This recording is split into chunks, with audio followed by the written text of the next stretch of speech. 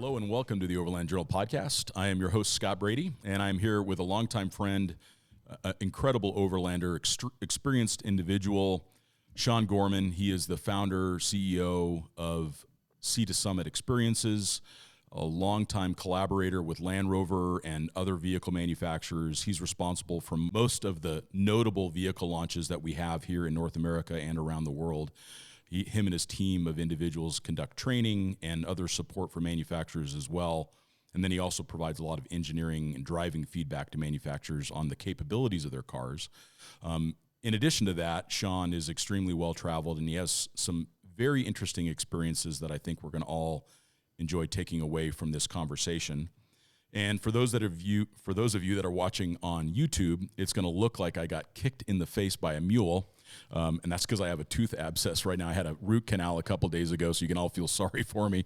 Sean already has a hard time taking me serious, and now he's going to be looking at me look like I've got walnuts stored up for the winter in my face. So it's we're just going to all go with it today. So thank you so much for being on the podcast, Sean. Yeah, thanks for having me. I appreciate it. For me, one of the things I think would be really interesting would be to start with where you came from as an adventurer, because some of our conversations that we've had driving together in cars, I was able to learn about these incredible adventures that you've been on, many of them humid-powered when you first started traveling, including big mountains. So maybe give us some insights, some history on to what got you into being an adventurer. Yeah. Well, I grew up in Colorado. I think that's a big part of it. For sure. And I grew up in a household of two parents that I wouldn't say they were really adventurous, but my grandmother in particularly, on my mom's side, she was pretty adventurous. And so kind of growing up in Colorado in an environment, and my parents were divorced, and so I sort of split time between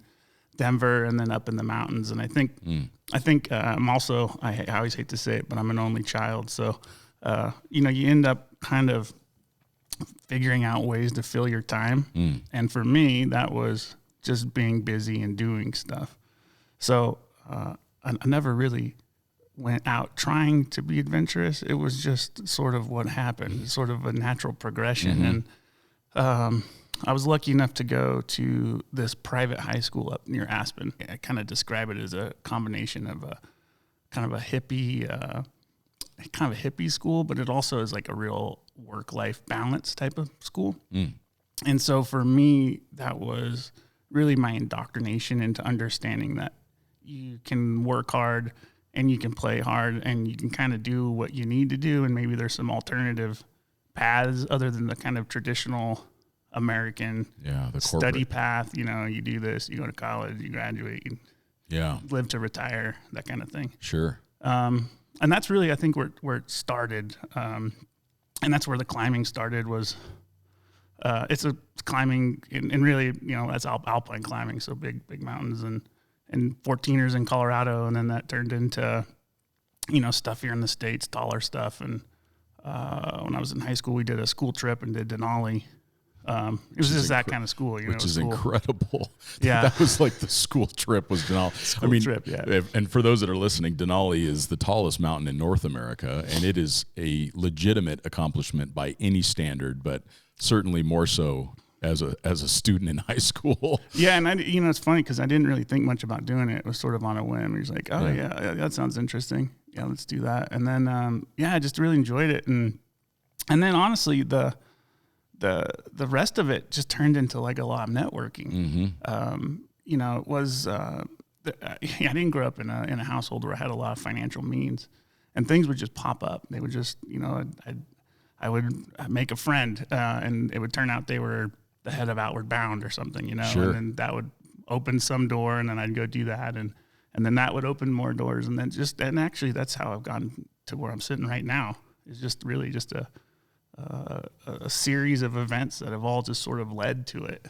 And building on those relationships, it sounds like. Yeah, it's interesting. I'm not wired to be like a real like bucket list guy.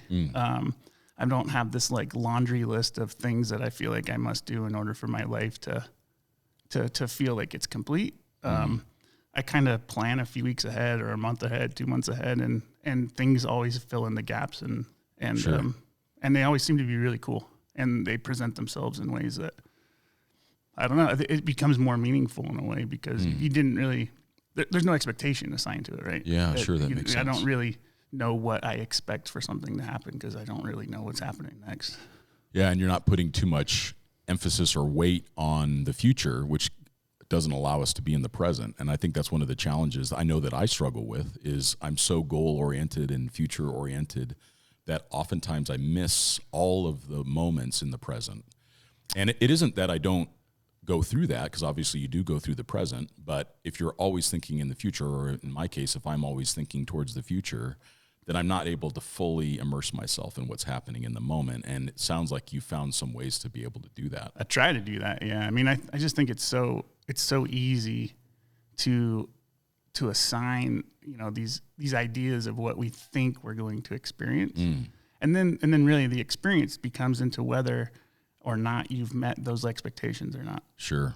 So for me, like a good example, I just came back from Grenada, and all my friends asked me before I went, what are you planning on doing while you're there? And I didn't have not one single plan of anything to do there other than get there. Yeah, you have a buddy. You have a buddy that's down in Grenada. He asked you to come down. Yeah. So let's go down and then just see what there is to do once we're there. And that's pretty much what we do, and that's kind of what I do. And it's good. It's good because from a work standpoint, I can't do that. Everything has to be planned to the second. Sure. So for me personally, maybe that's the opposite, the opposite side of the coin, where I have to, on my personal time, have that lack of structure in order to be able to have that level of structure at work that actually allows me to do the program. Well, and I've seen your programs in action. I've been on many of your programs. We just last night found out that you had been a big part of setting up the new Tacoma launch. So in I think it was 2016 or late 2015. And that was a great program. And then you were the individual that set up all of the challenges and a lot of the infrastructure for the Trek event that just happened a few months ago that I participated in. And all of those touch points that I've had has certainly shown a lot of experience on your part and a lot of making it look effortless, which I think is how you want people to experience something like that, where it doesn't feel like you're being rushed, but everything is happening as it needs to get towards the goal. And that shows certainly a lot of experience on your part. And I'd like to talk about some of those things in that part of your life that you've learned that can apply to travel. But the next thing that comes to mind for me is, as I recall, you made this, you did the trip to Denali, and then sometime later you find yourself into the Himalaya. You find yourself into Asia.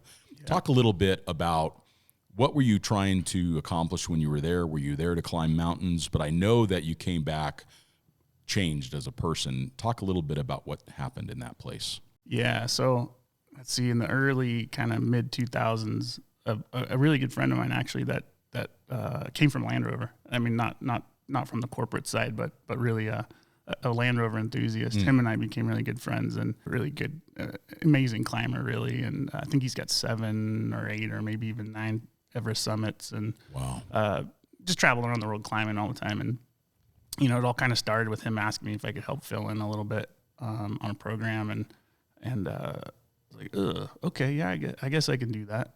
And so I ended up over in Nepal and doing some technical peaks, and then getting kind of higher and higher and getting into some oxygen. And again, it was a great experience for me because there was no expectation on my end other than to just try to be good at my job. My job essentially is to try to make sure that I can make decisions for people who are in a position that they can't really make decisions. You mean because of their focus on getting to the summit? Yeah, it's multiple layers there, right? Like, so you have a very expensive trip, so there's a certain clientele that comes with that.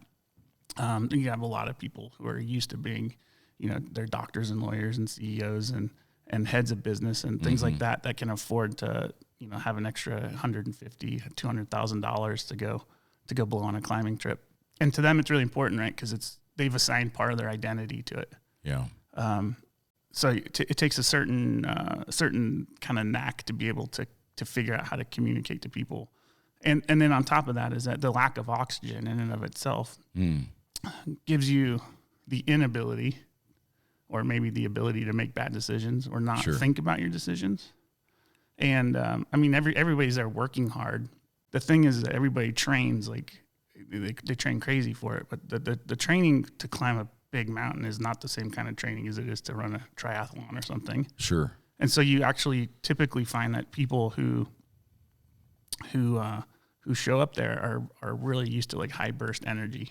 And it's a very low burst energy sport. It's all about maintaining cadence without sweating. Yeah, sure. I mean, really, at the end of the day, that's what it is. It's about how do you figure out a pace that allows you to stay warm without sweating. As soon as you sweat, things kind of get rough, right? You start to get cold. Interesting. And so when you do that, you know, it takes a long time, and it takes a lot of it takes weeks and weeks of building trust with people and kind of figuring out who your group of climbers are going to be. You know, so the group I worked with, you know, I'd have kind of 2 or 3 people assigned to me, and you build the trust, and they start to realize that that's what you're there to do.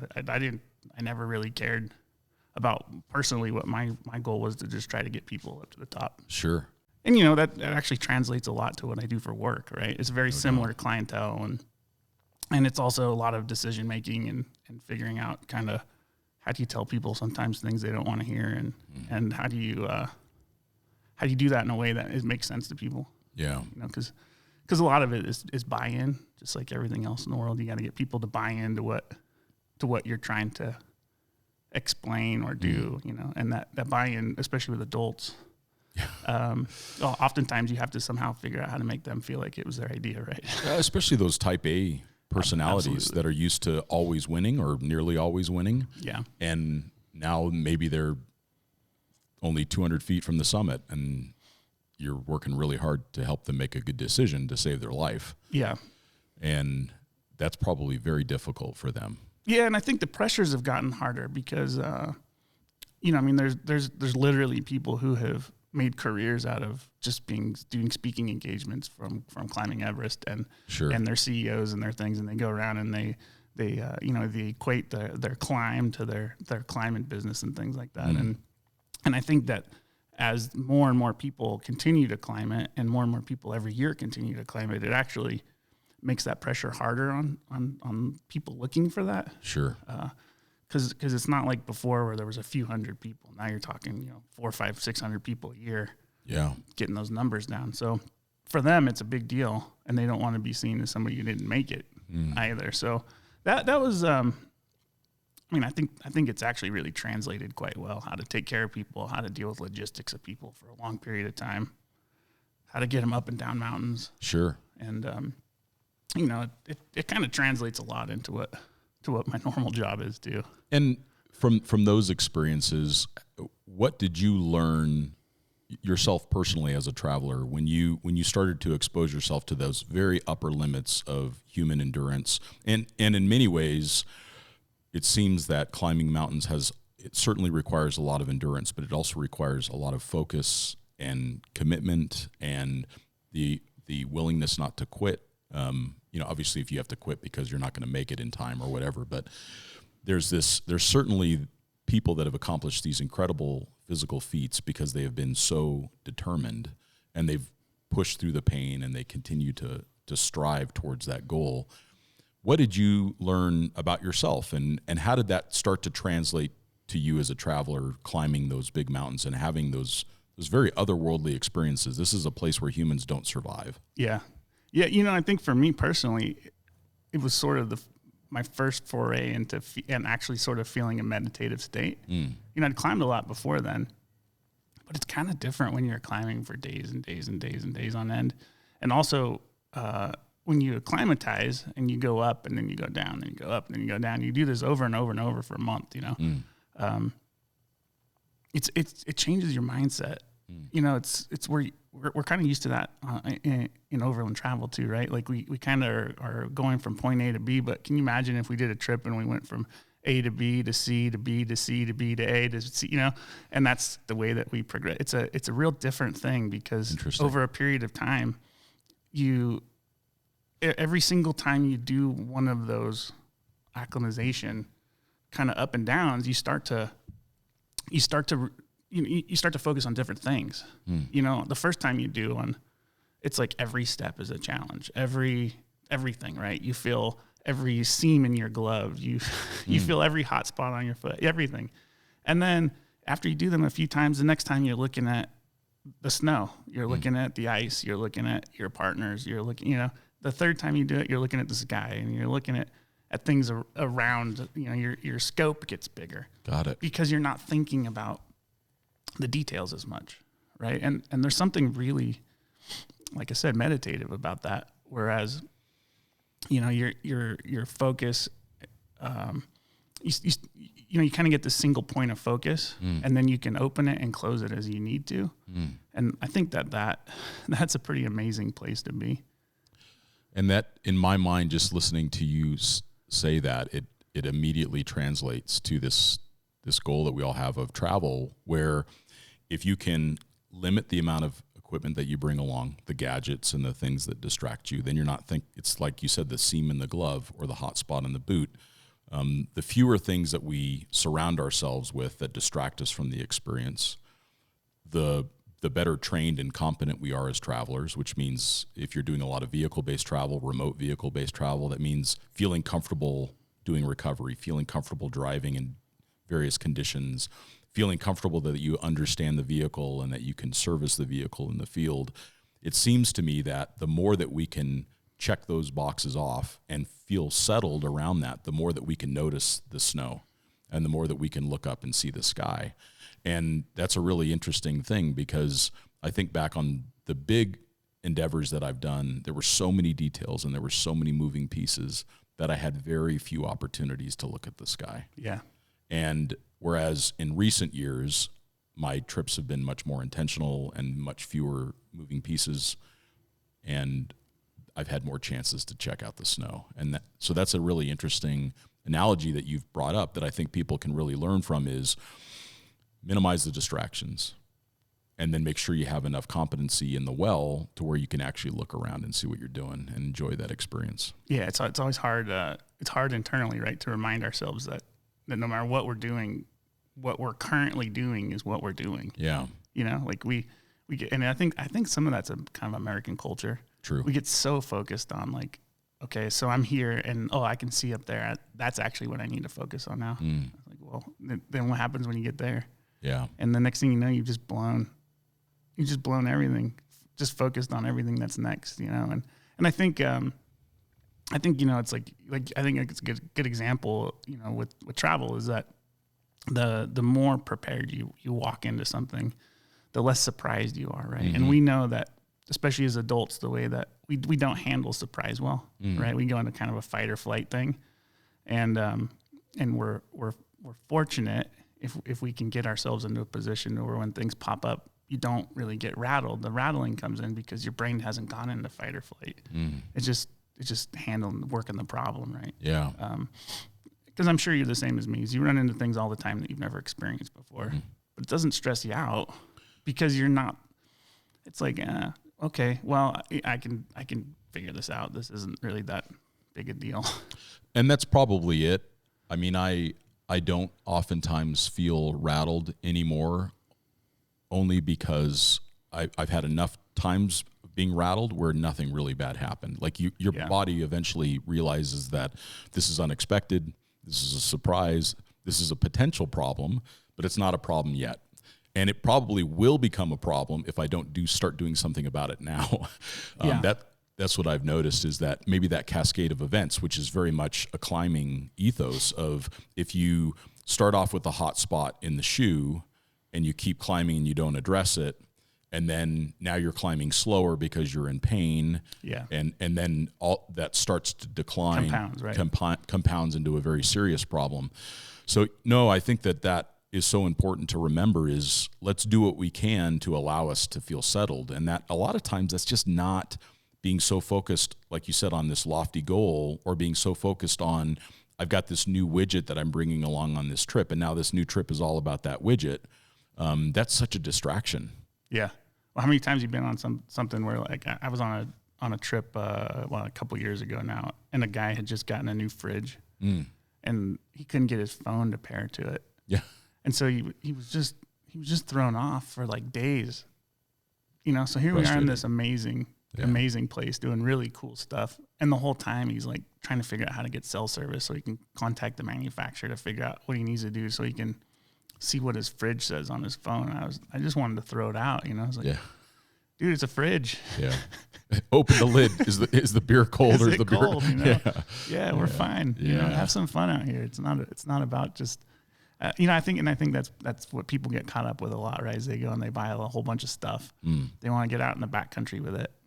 And some of it's just coming back with it so that they can go back and throw it in their garage and then tell their buddies that it's, I used it and I can check it with my phone and it's really or super post cool. it to Instagram or Put whatever. it on Instagram. Yeah. Right. Interesting. So after you did those big trips in the Himalaya, you spent some additional time there in that region, and you kind of took a little bit of a journey yourself personally, maybe journey of the mind more so than the journey of the body. Yeah, no. So back in I guess it was 2017. Man, I just been running full tilt with work, like crazy years, 300 days of travel, and just going 120% all the time, and realized basically that I had wound myself up right into a place where like it was almost non-functional in some ways. So I decided, well, you know what, Nepal and going back there is a really good place for me. So I went to this place called Tengbache. It's this monastery it's up pretty high. I don't know, like 16,000 feet or something. And I went and lived there for a little while and kind of did about a month of silence there, which was awesome. Yeah, I mean, it was kind of strange. It's easy to be silent though when you're with a bunch of people you can't really communicate with, anyways. True. Yeah, you don't speak their language. Yeah. Yeah. So in some ways that makes things somewhat easier. But yeah, I think. Oh, sorry. I think that's it's important sometimes just hit the reset button a little bit. Yeah. Especially when you can start to feel different internally. It's time to like call a timeout. Yeah. And I don't think there's anything wrong with calling a timeout every once in a while. No, I think we need to, because otherwise it'll compound until something breaks. Yeah. And then you've got a much bigger problem. Yeah, you see it all the time, right? Like people just wind themselves up like with work, and then they just start drinking a bunch or whatever. Like you end up compensating in some way or another. Yeah. And the next thing you know, like lives fall apart. They just people get divorced. They end up making these drastic changes. They think the change of venue is going to fix it. I'd be happy if I lived in Tahiti, so I'm going to move to Tahiti. And then they get to Tahiti and realize that it's an island. Yeah, yeah. And we do that as humans. I think we think that this new car is going to make us happy, or this new house is going to make us happy, or we're going to change our partner and that's going to make us happy. Right. And it never does. If you're not happy inside yourself, if you can't find a path towards feeling content and satisfied with just being you and whatever you're doing, then it's a pretty rough road. And of course, we're not taught that. We don't learn that. No, not at all, especially here. Right? And our culture is very much to continue to strive that the happiness comes from achieving. And there's certainly joy that can come from achieving certain things, and there's satisfaction that can come from that. But if it's if it's the only focus, then it usually is pretty empty after we get it. Yeah. Because now we have that moment of like satisfaction, and then we're like, oh, what's next? What's going to get me that feeling again? Yeah. That high again. And so that time that you spent at the monastery, which sounds fascinating to me, I'm lucky if I can meditate for 10 or 15 minutes. So my monkey mind just starts, going in 100 different directions, but I still keep working at it because it helps me. I have found that it's great for me to spend those moments in quiet and just reflect on my thoughts and realize what I'm really focused on. And then that can help me make decisions. But what did you find that you came away from that experience from that you actually changed in your life back in Colorado? Oh yeah. Well, I mean, I think for the biggest thing for me is this: I work really diligently to stay active in the moment in what I'm doing. And I think before I'd start to get spooled up about stuff I knew was coming up all the time. And now I'm trying. I mean, it's not like I'm not a pro at it. Yeah, sure. But I do try really actively every day to get up. I try to put intent behind everything. Like I try to work really actively with intent now, and that's helped me a lot. Like not just from a personal standpoint, it's helped me professionally too. Like Sure. just to make sure like everything that I'm doing has some intention related to it, and that intention I'm okay with. Like it's the intention that I want it to be, right? And because sometimes our ego has a tendency to kind of get it right in our way, right? And all the time. And a lot of time, if you kind of think about like what is your intention in your actions, or in an email, or in a word, right? In a punctuation. Yeah. All of a sudden you kind of step back and go like, it's really not what I'm trying to accomplish. I'm not really trying to create waves. I'm not trying to make that person's life more difficult or mine. Sure. And I find that to be super helpful, and just be able to step back from some things sometimes. Yeah, and stay in that little bit of stillness before we react. Yeah. If we can just give ourselves a moment of pause before we send an email or type up a text and think about like, am I just feeling really frustrated right now, and now I'm projecting that on this other person, or can I just have some kindness and let it go? And if it becomes a bigger problem, then maybe I need to address it. Right. But it does take some time. Maybe it takes just some years on the planet to realize that doesn't, it's super counterproductive. Yeah. Does it actually matter? Yeah, exactly. A lot of times, no. Yeah, and I've seen you with people, and you do a really good job of, and you're a tall guy. How tall are you? 6'7". Okay, so you're 6'7". So I mean, I'm 6'1". And I'm looking up at you, but it's really cool to see when you interact with people. You're this tall guy, and a lot of times that would feel intimidating to people. But when I watch you interact with folks, you're very focused on them. You don't get distracted. You don't pull out your phone. You listen to what they need, and you make sure that you hear them. I've watched you do that at several events. And a lot of times people are frustrated. They're upset because something didn't go right at Trek, or their tent isn't there, or Sure. the vehicle's missing some piece or whatever. And you make sure that I've noticed you're very quiet, and you listen to them to make sure you understand what they need. And then you kind of go into action after that. It certainly seems like something you've perfected. Yeah. Well, when you're 6'7", you have to be really conscientious to not telegraph. Right. And what I've learned is that it just takes very subtle cues on my part, and it can control a room. And so I have to make sure that I do that in a positive way, not in a negative way. Sure. If I'm frustrated, I can make everybody around me frustrated and not say a word. And so that's something that I don't want to spread, right? Sure. I don't want to be the guy who's the contagion. Yeah. Who causes everybody around me to pick up that negative energy. So yeah, I think a lot of that is just awareness, right? Like being aware of what people's needs are, their tones are. And a lot of it with me is I just talk to people. Yeah. I just talk to them so I can start to figure out what normal is. Sure. And that's a being a guide on a mountain, which is trying to figure out what people's baseline is. Then you know what's not normal. Then you can tell like something's not right. Yeah. Tone's not right. They're tired. Are they tired? Are they hurt? Are they sick? Are they just not into it? Are they pissed off? Sure. Those kinds. Usually people are pretty good about telling you that they're pissed off. But, but those are the kinds of things that I just try to be aware of. And then I think something that I try really hard is just to be super transparent with people. Yeah. I just try to tell people like, here's what I can do. Here's how I can help. Is that helpful? Yeah. And if they say no, then it's okay. It's theirs. Yeah. You've done what you can. Yeah. I don't have to own it all. Yeah. And that can be a challenge when you're in that position of leadership and you're trying to make a client happy or whatever. And sometimes letting that go is the best way forward, for sure. Yeah, it's challenging. Like you said, that's a good point. I mean, a lot of times when you're working for, car manufacturers, you're working for people who have a lot of skin in the game. There's a lot at stake. And what you're curating is sort of people's first impressions and actually really long-term impressions, right? So, it is quite challenging, and there is an art form to curating it in a way that people feel like they're part of something. I really don't want people to kind of, when I say people, especially like media, when they come to a media event, I want them to come and feel like they're part of the group, like they're part of the team. I don't want them to just kind of come and feel like, I do want them to feel like they're guests, but at the end of the day, like I want them to feel like they're part of what's happening. And they're part of the group. And when they're part of the group, then they have some ownership of it. Sure. Like I will let people change their own tires when they get flat. Yeah. And it's not penalty, and I'll help. And if they don't know how to do it, then I'll help them do it.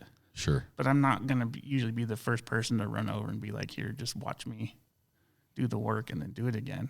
You know, like it's good for people. You're in an automotive event. Yeah. You get a flat tire. That's fine. I'm not. That's no big deal. I'm not going to be mad at you for getting it. Yeah. Maybe I would. It depends on how you got it. But you know, at the end of the day, like it's not. There's also no expectation that if I got a flat tire, I wouldn't expect somebody else to change it for me. Yeah. I would expect somebody to tell me if I didn't know where stuff was at or how to do it or if I wasn't doing it safely or something. No, that's true. And that kind of segues into what I wanted to ask next is you have spent so much time at these vehicle events and launches and, again, curating those experiences. When someone is looking to buy a new vehicle, let's talk about some of the things that they should be looking for in that new vehicle that meets their needs. I think that this is something that oftentimes happens where someone has the idea that this is the vehicle that I want because I saw it on Instagram or this person that I respect drives it, or I think this is what I want to do. But let's start from that baseline of how do we decide what vehicle to get? Because oftentimes people will buy a Tacoma and what they should buy is a Ford F-350, or they'll buy an F-350 and what they really should buy is a Tacoma. Yeah. And I think because of your experience working with so many new vehicles and also doing validation on so many vehicles, how do people go through that process of deciding what is the best vehicle for them? Trying to set ego aside and trying to set, the fact that they want it to project something about themselves or say something about themselves. How do people go through that process of picking the right car? Yeah, well, that's a kind of loaded question. Isn't it? I like that. It's a hard one. I mean, I think it is important that people buy cars they like. I think.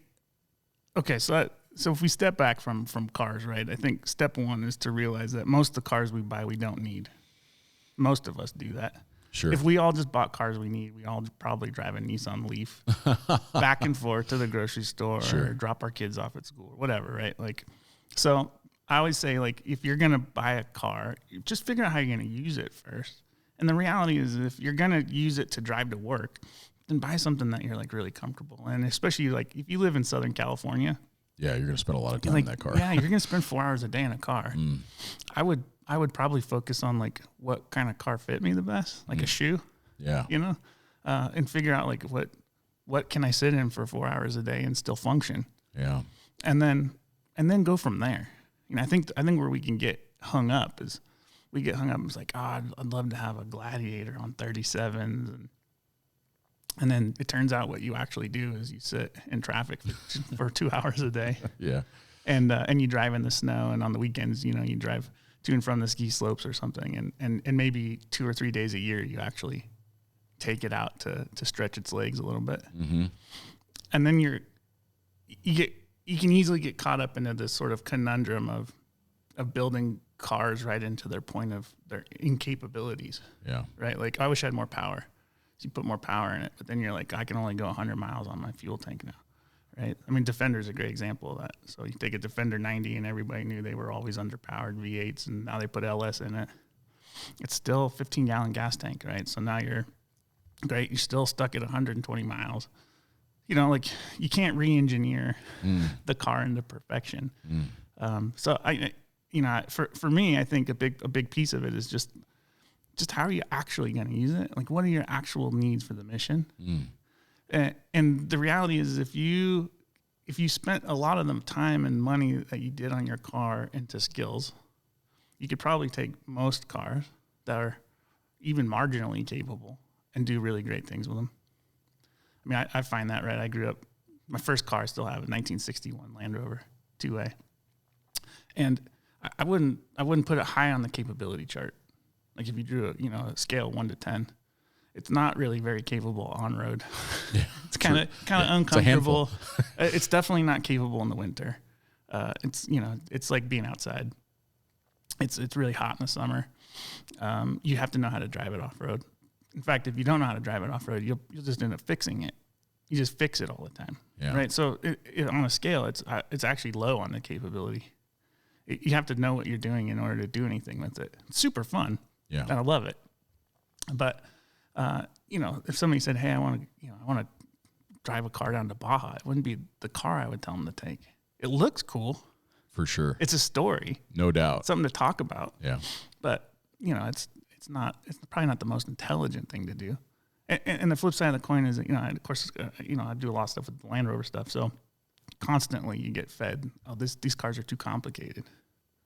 And they are really complicated. I mean, anybody who's going to try to say they're not complicated is kind of full of it. Yeah. Once you end up with 13 computers on board, it's pretty complicated. They're super complicated. Yeah. So with that said, is like, again, if your skill set's one where, like for me, my skill set actually, I feel in some ways more comfortable in a complicated car than a less complicated car. I like it when cars have lights that blink and check engine lights that come on and warnings that pop up on dashes, because that stuff comes on way before you have a mechanical failure. I'd much rather have something tell me like I got an ABS sensor that doesn't work than driving down the road and have an axle break. True. So there's like some compromise there, and a lot of that has to deal with what's in your personal toolkit. You're as an individual. So for me, I'm real comfortable with electronic stuff. I'm real comfortable with computer stuff. And they've gotten really good. Yeah. 15 years ago, it would have been a different conversation. Absolutely. And the failures have changed, right? So like it's a difference to have a failure where a car goes into a limp home or something where you're limited to 35 miles an hour versus it's dead, doesn't work. The advantage obviously of mechanical stuff is that somebody can ship you parts and you can fix it with tools. Yeah. And there's something to be said for that too. I mean, for sure.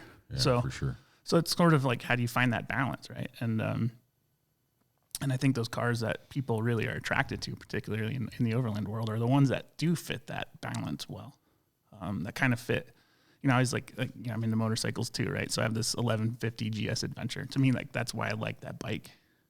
It's like it's got it's fuel injected. It's kind of got like it's got ABS. It's got all just the right amount of stuff, but it's all kind of mechanical fixed stuff too. For sure. So it's like it's kind of the tank. It's kind of it just kind of keeps going. You can fix it with tools for the most part. Yep. Air cooled, oil cooled. Yeah. So you're right. The 1150 is one of those high water mark motorcycles for sure. Now it's also heavy. It's heavy. It's the heaviest of the GSs, but there are so many people that have ridden around the world on those bikes because, again, you can usually fix everything on it yourself. Yeah. You don't need a laptop Parts to fix are that easy thing. to get. For sure. And when you're 6'7", the weight thing becomes kind of less of a true moot point. There's a lot of leverage. Yeah, for sure. Yeah, for sure. Yeah, for sure.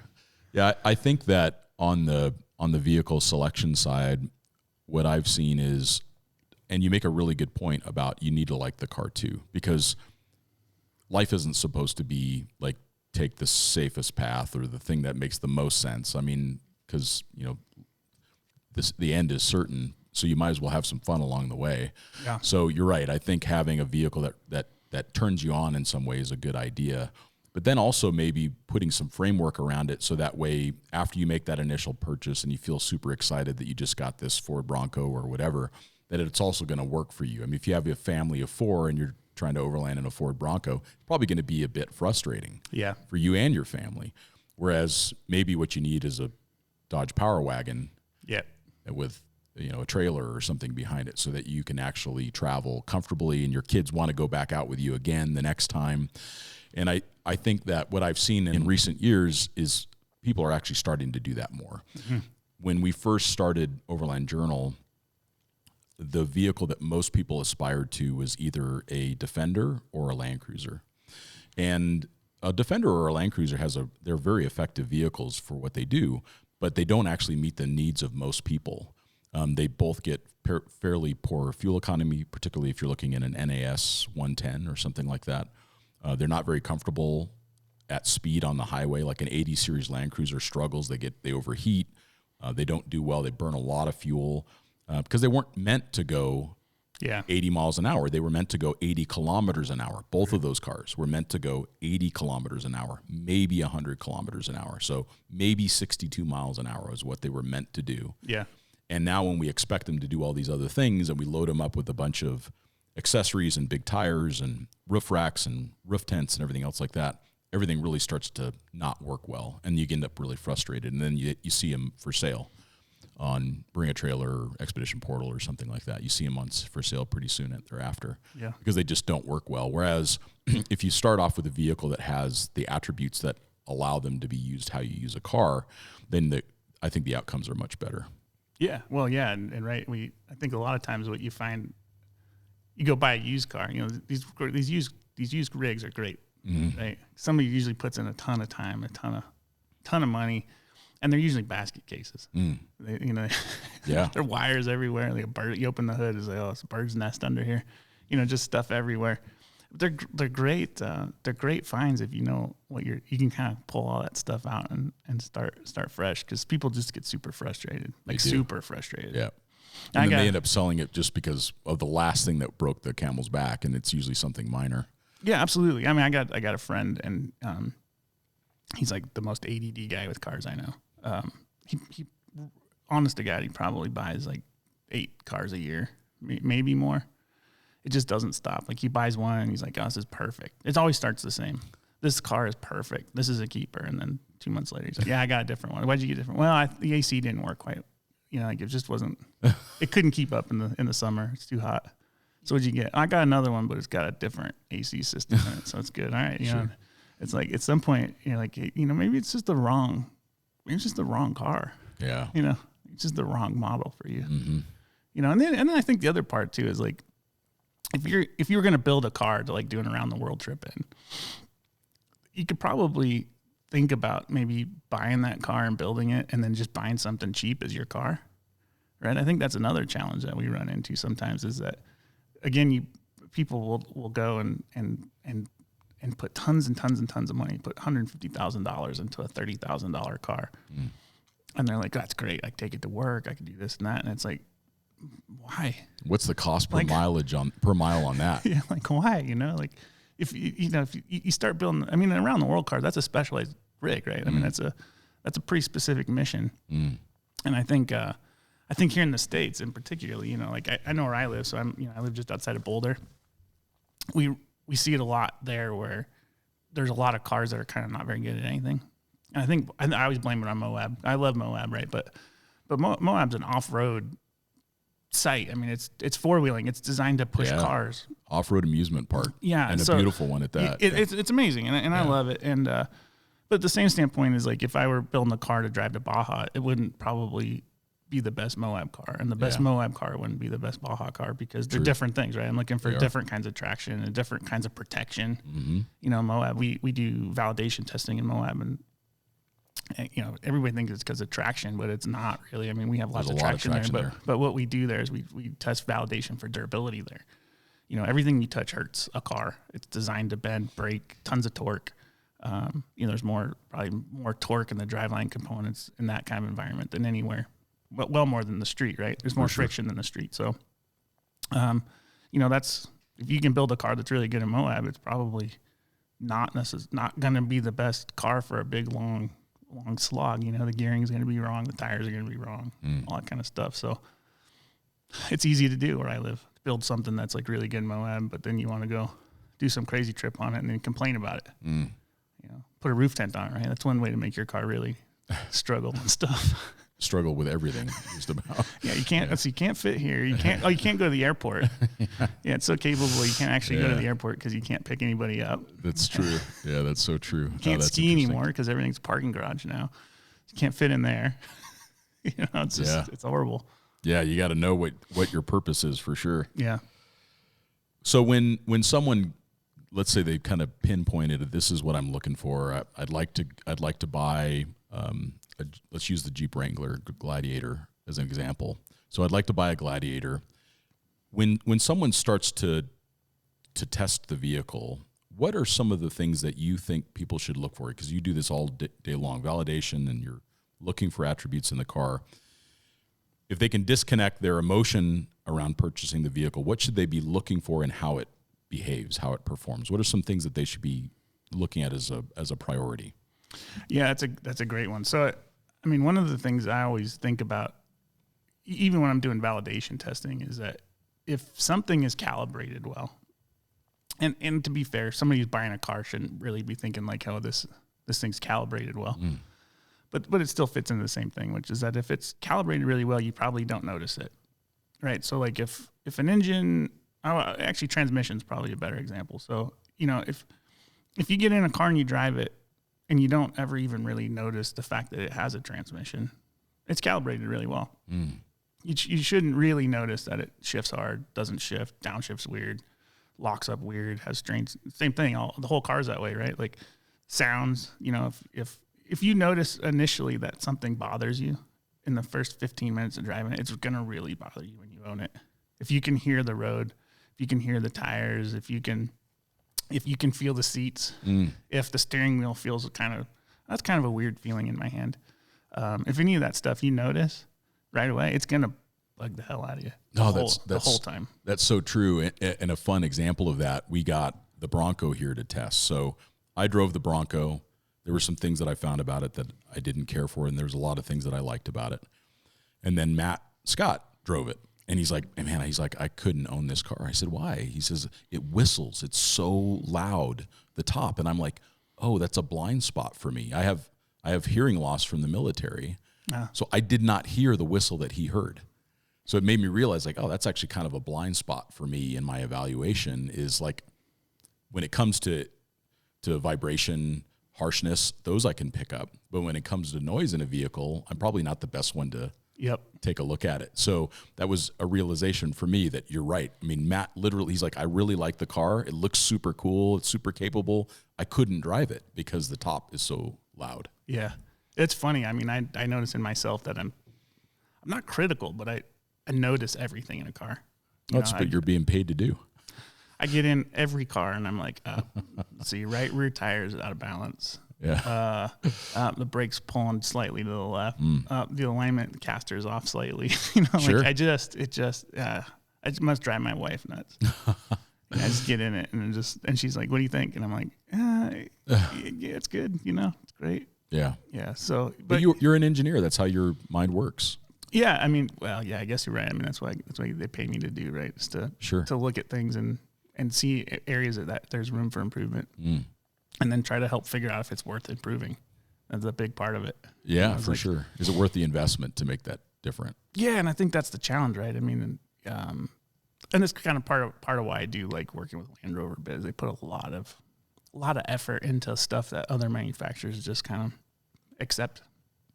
Different clientele, different fit and finish, and what are levels of people's expectations. When you touch a knob. It's always a good example to me. Like if you reach down and turn the fan control up, like what should that feel like? What should a door feel like when you close it? What should, everything's that way. What should a steering wheel feel like in your hand?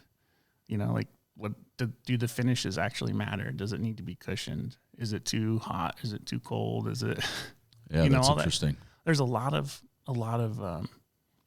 input on that. I mean, you work with certain manufacturers and you're like, this just feels weird. Like the steering wheel feels like it's 2 inches too high and I'm 6'7".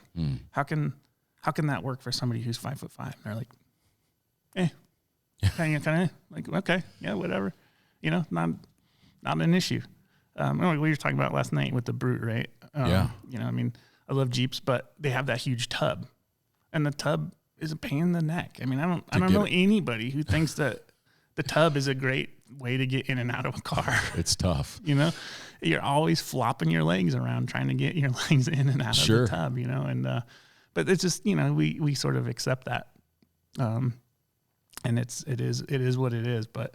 That's an interesting comment about Land Rovers, and it dovetails in with what I oftentimes hear people who know Land Rovers well and that they've owned them for a long time and they have some awareness around the vehicle.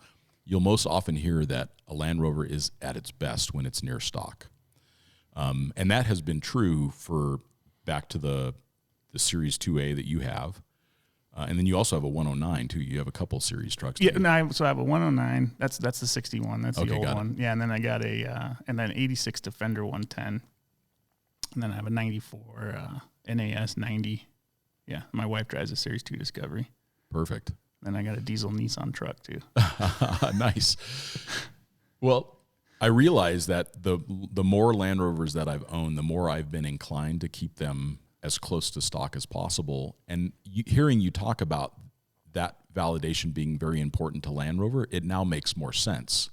There are some vehicles where they make them to be a great canvas, like a Jeep is a good example of that. They deliver a super capable canvas for people to then put in different seats, or maybe they put insulation in the roof because that's important to them. But like the base vehicle is this perfect canvas for modification, and it's probably why they're the most modified vehicle in the segment.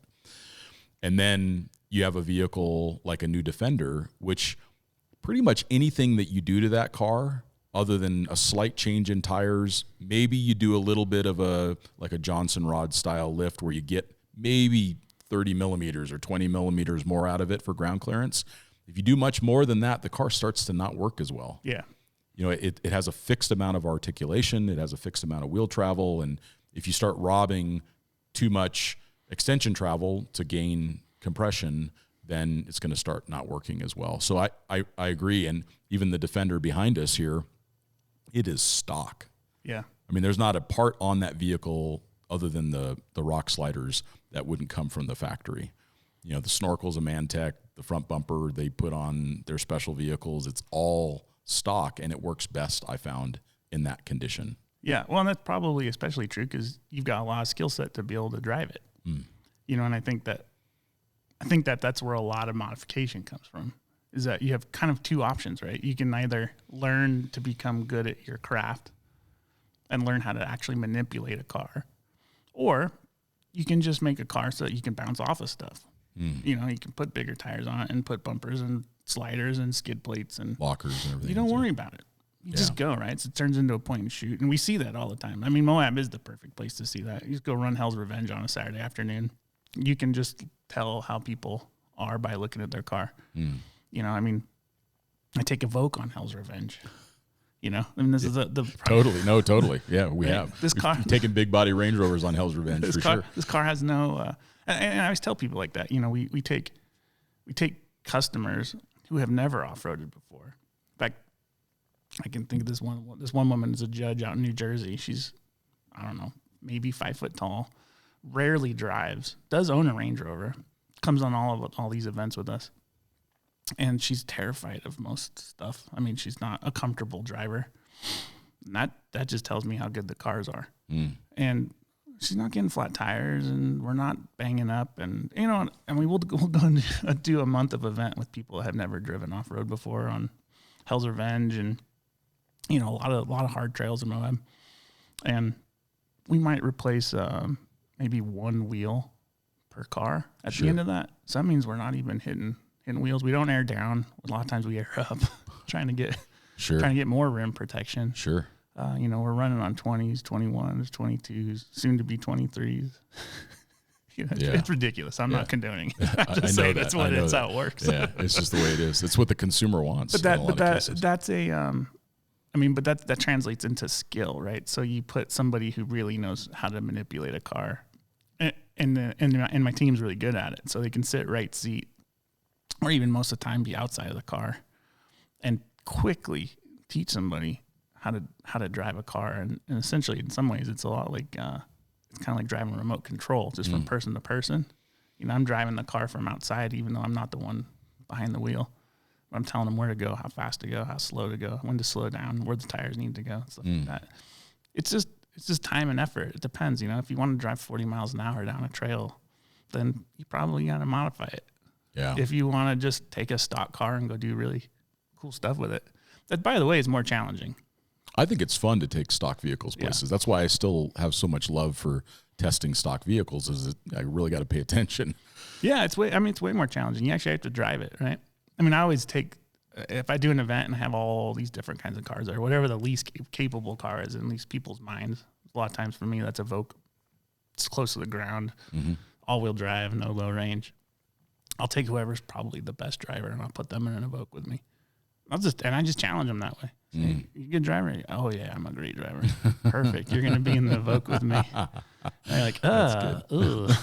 That's good though. Okay, I'll do that. That's great. So, well, one of the questions that I wanted to ask you was, what you see as kind of fundamental modifications to a car, which this is kind of a fun transition because we just talked at length about why training and driver skill and confidence behind the wheel and getting seat time is more important than modifications. But let's take your personal vehicles, for example, or like when you drove around the country in the new Defender last year. Yeah. What were some of the things that you did focus on the vehicle to kind of make it yours, where you felt like you've checked the boxes that you need as a baseline? Yeah, well, I mean, I always start with tires. And for me, it's not necessarily changing size, but it is important to have a tire that fits, again, that mission that you're looking for. So, like for the way I use the car, I think it's important to have something that is got some increased kind of off-road traction, a little bit of mud, but also ideally in a perfect world to be a little extra sidewall protection. So if you can't go up in size, at least you can go up in the quality of the tire itself, which I could give you some help with it, because it doesn't really matter how good you are. Sometimes you're just gonna get a flat, and that's primarily going to be in the sidewalls. So if you can put a BFG or something on it that gives you just that little bit of added protection is a huge advantage. Yeah, I would say so. After that, I think for me the next important thing is to make sure that I actually have a car that's recoverable. This is becoming more difficult. We typically will always find good recovery points on the front of a car in some capacity. But when we get to the back, ideally I would rather have recovery points that's not a trailer hitch. If I had my druthers, I will use a screw and eyelet before I'll use a hitch typically. They're not designed for that kind of a strain. Yeah, I mean they're fine if you're just sort of pulling something out and it's rolling, but if you're really going to have to yank or something, the majority of time it's not designed for it, and it can actually cause some problems back there. And the eyelets, if it has an eyelet, it's been designed for whatever the manufacturer specs it to, right? So usually that's at least 1.5 times gross vehicle weight, typically. Sometimes it's as high as 3 or 4 times gross vehicle weight. And then if you really dig into it, sometimes you can even find specs on angles, and you really shouldn't be yanking anything 90 degrees. I say this, but in the real world, you don't always get to choose how you get stuck. So if the option is if you think you might exceed the specifications of the car, or you're going to be walking for 50 miles, then I would probably give it a go. Yeah, for sure. Yeah, no, you take the hand you're dealt. Yeah, I think the key is to understand what risks you're choosing or not choosing to take. You may get yourself into a position where you're like, if this fails, I really am stuck. Like I'm going to be in really big trouble. Sure. And maybe it is worth then thinking about maybe just hanging out with the car for a few days or calling for help or something. I mean, those things do exist, but if you don't even know, right? If you're just operating in ignorance, doesn't mean that it worked. It just means that you got lucky. Yeah. So I think that's what comes with experience and knowledge, is to be able to make those decisions based on calculating those risks. So yeah, recovery points I think are a really important one. I guess on some of the newer stuff, I think it's not a bad idea to think about, if you can get a factory winch or something, I think it's pretty awesome. I mean, I kind of love and hate the new winch setups on cars. Yeah. They look good, but they don't function well. Yeah. Yeah. I mean, I love the fact that they are hidden and they're not present all the time, but in the reality and the functionality of using it, that kind of sucks too. It does. Yeah. So, with that said, is I rarely use my winch to ever pull myself out. Yeah. I mean, rarely. And down tree or someone else is stuck, or you got a boulder that rolled into the trail. Yeah, totally. So for no more than I actually probably use it in practicality, a hidden winch probably is sufficient. But if I was doing training with one all the time, or if I was going someplace that I knew that I was going to be using a winch all the time, I'd probably even as much as cut holes out in my bumper so I get access to it. Yep. You should be able to touch your winch. It's a good rule of thumb. For sure. If you can't touch your winch, you're going to run into problems at some point. It's just it's especially with rope. I love rope, but rope brings its own set of issues. Yeah, it's not all rainbows and unicorns with rope. No, I mean, I don't know. Especially if you're getting a lot of use out of it. If you're, kind of dragging it, especially muddy conditions, or you're coming over crowns of trails where the rope might hit the ground and get filled with dirt or hit a rock and break very quickly. Or, it pinches itself, and so now you're spooling in, and it smears itself as it comes through the layers. Yeah, and you can't, I mean, it runs into its own. It does. Gamut of issues. So it's not the perfect solution, but it's our best solution. It's a right good now. solution. Yeah. For sure. Yeah. And particularly around safety. And I actually like teaching people winches better with cable. I mean, mostly because if you're comfortable and confident with cable, then it's a rope's piece of cake. But if you can't use a cable, it means that you're probably not aware enough, in my mind. your lack of awareness is an indicator that you might run into problems with your winch in the future. Yeah, we were just talking about that last night, about how when ropes first came out, they'd say, when they snap, they just fall to the ground. And the first time I had a rope snap at near the stall speed of a winch, or stall rating of the winch, it broke and went to the tree that it was attached to, and the pulley block dented the tree, and then the rope and the ARB sail that I had attached to it went another 60 feet beyond the tree. I mean, the difference is mass, so it's not likely to cut your leg off, but there is a lot of energy in that rope that can still do a lot of damage. Yeah, for sure. It's, winching is one of those things, like it's a great skill set to have, but it's a skill set. For sure. It's not something that you just go buy and bolt on and then sort of figure it out. We used to always use the Warren intro kind of winching manual. It's a great manual. It is. But it's kind of a crap too, right? Because you really shouldn't be learning how to winch from a book. And if you got that thing in your glove box and that's what you're using the first time you need it, it's probably not the right tool for you necessarily. Yeah, it might work, Yeah, take the time. If you're going to invest $50,000 in a new truck, spend another $500 to go to a day four-wheel drive training course to learn how to drive it. Yeah. If you're going to spend $2,000 on a winch, probably closer to $3,000 or more with a bumper, then spend $200-$300 for a half-day winching course in your area, or find out when your local club is going to do that, or go onto the forum and ask somebody that lives in the area, like, hey, can we all get together and do a little winching class? That can be a great way for people to gain some skills to use the tools that they've invested so much money in. Yeah, for sure. And like, especially with winches, because, as you know, Scott, winch speeds have gotten fast. This thing of speed winching, I don't really get it myself. I mean, I get it if you're like competitive winching. Sure. It's not my thing, right? Like it's an unstuck tool. Yeah. But, you can get hurt from a winch. There's no doubt about it. I actually, just a few weeks ago, I heard about a guy who cut his finger off with a winch. It was a technician at a retailer, and he was spooling it up, just normal, spooled it up and let his hand get in there. That sort of thing that you sort of figures like horror stories.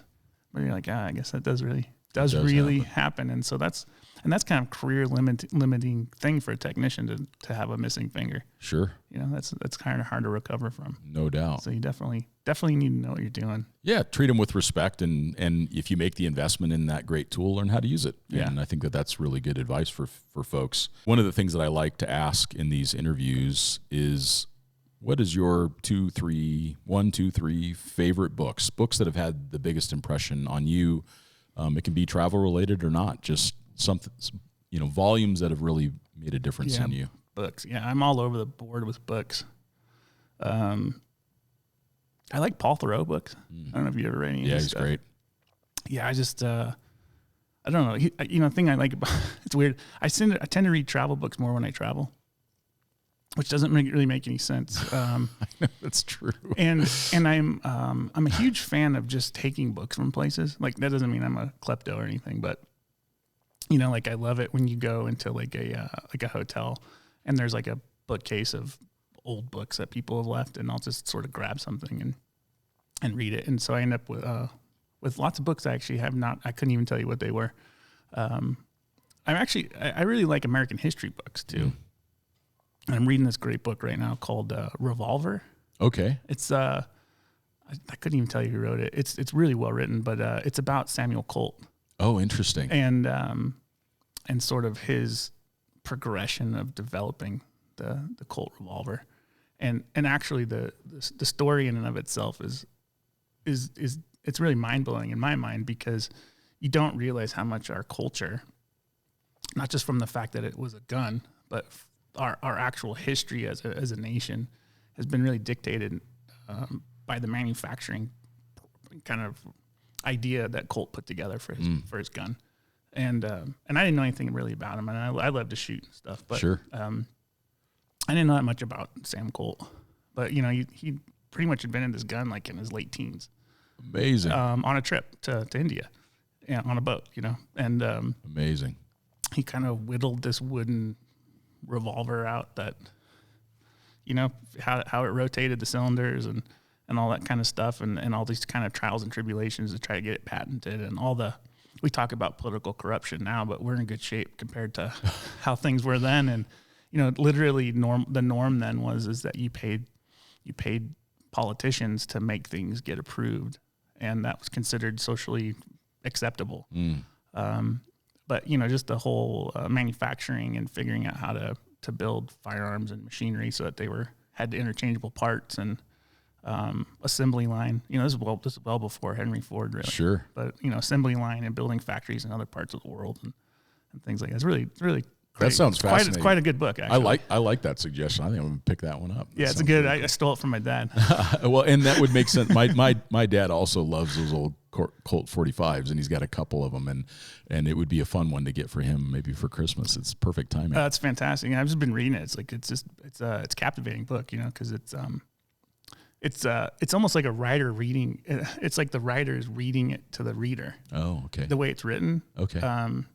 It's all sort of, it's got a lot of footnotes and stuff on where information came from, but it's real easy. It's easy to read. It's a big book, but it's pretty easy to read. That's cool. I've been What a great suggestion. I like that a lot. That's great. And it's funny that you say that you read travel books when you travel. I realize that I've started to read sailing boats when I'm on my sailboat. So I think maybe, which is funny, I should just be, sailing the boat instead of reading about other people sailing the boat. So that's funny.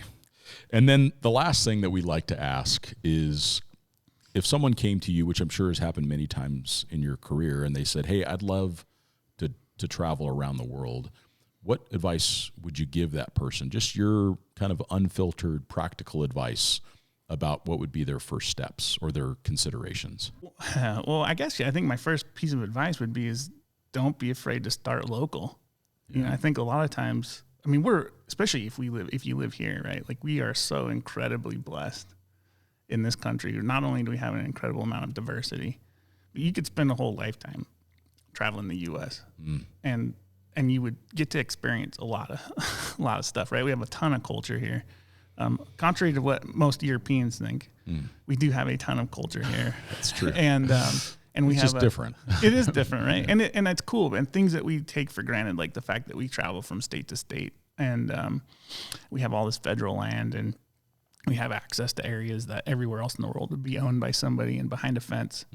I would just say, start local, go do some stuff that you think you might want to do. Get an idea of what it is, because really travel's there's a lot of different things that are related to that. Some people love the mechanics of it. Sure. They love figuring out if they can make their car do 10,000 miles. Sure. Other people, it's all about culture, and some people it's about food, and some people it's about buying stuff. You figure out what you like, and then build a trip around what it is that you like. Versus. I think me personally, the thing I like about travel is culture. I love seeing how other people live and work and how they make a living and what's important to them, what's not important to them. And I think a lot of times that's helpful for me, just individually. You kind of puts things into perspective. These people have to work really hard to have clean water every day. Or, actually, a great example. I was in Grenada. You can't get eggs there. I don't even think about it, right? Like, eggs here is a staple. You go to 7-Eleven, get eggs. You go there and you got eggs? And you're like, oh, yeah, maybe in like a couple weeks. I might have some fresh eggs or something, you know? It's like you just take it for granted. And I think that's kind of the beauty of it, is to figure out what part of it that you like and then figure out how to do it. You know, it doesn't have to be big and long either, right? Like it doesn't. Like I live in Colorado, and my wife and I live to go to Wyoming. And it's close.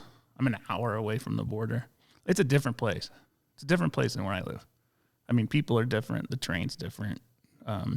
It's way more remote, you know, and I could be in Siberia, you know, it's a different place. Sure. And, don't get caught up on the name. If you know, like just go do what you like to do. It's about using the world as a tool, and car, get there, and actually it'd be a car, it'd be a motorcycle, whatever you want, it'd be your feet.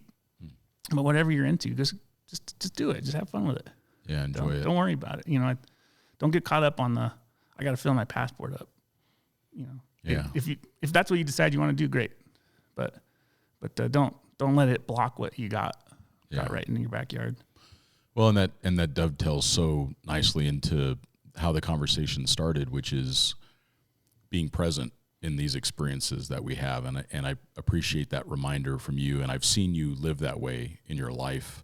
And for those that are listening, just it's not about filling the passport. It's about doing something that you love with people that you love, and then being really present in that experience so that you have those memories to come back to later in life. So I really appreciate your time, Sean. How do people find more about you? How do they find you on Instagram, or what's your website? Anything you'd like to share so that people can find out more information about you and what you do, and follow your travels? My company website is s2sx.com. And I don't do Facebook, but I do Instagram, which is C to Sum, SEA, the number 2 SUM. And that's my personal one. So that's usually kind of what I'm up to. Sure. And then, my company website's kind of all the stuff that I'm working on that I'm allowed to put out there in the public. Some of it, a lot of the stuff I can't talk about, or I can't really like publish much, but sure. Yeah. But that's kind of what I'm up to. And you've started contributing some content to Overland Journal and Expedition Portal, so we really appreciate your involvement. You guys that are listening will start to hear and see more of Sean in future editions of the magazine, which is really exciting. He's got a comprehensive compressor test coming up that he did that I think is going to make for some really wonderful content. And Sean, thank you so much for not only being a great friend, but for being on the podcast and sharing your insights. We really appreciate you being here today. Yeah, for sure. Thanks for having me. Yeah, you're welcome. And thank you all for listening. We'll talk to you next time.